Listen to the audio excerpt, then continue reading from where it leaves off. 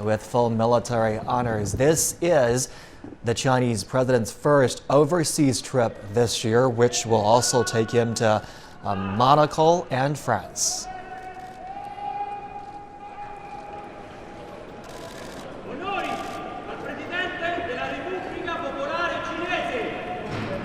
The welcoming ceremony is being held at the Presidential Palace of Corinali.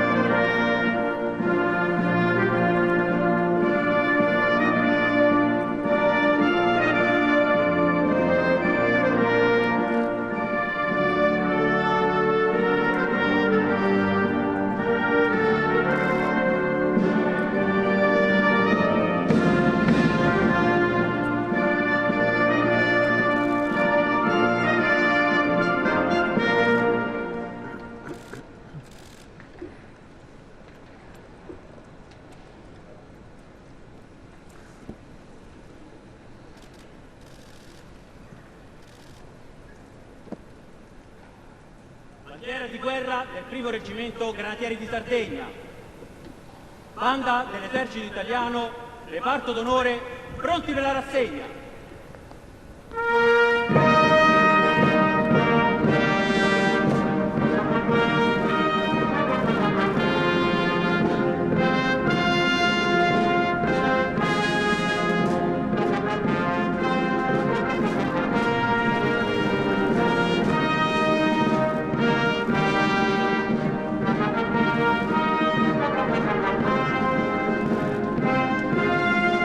And if you're just joining us here on CGTN, you're looking at live pictures coming out of Rome, Italy, where a welcoming ceremony is being held in honor of visiting Chinese President Xi Jinping. President Xi landed a day earlier in the southern European country, which takes great pride in its magnificent history of culture and arts. He flew in with his wife, Madame Peng Liyuan, and is now being welcomed by his Italian counterpart, President Mattarella.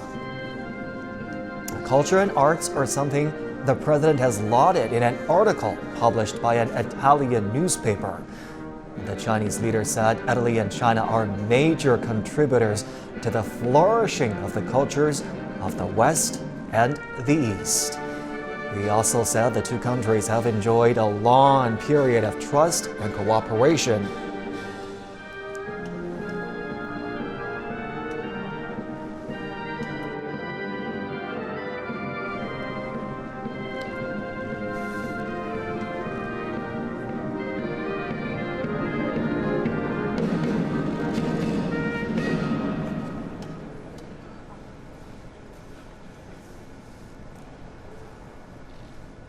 And we'll have more coverage of Chinese President Xi Jinping's activities today in Rome coming up later in our program. Make sure you stay with us here on CGTN.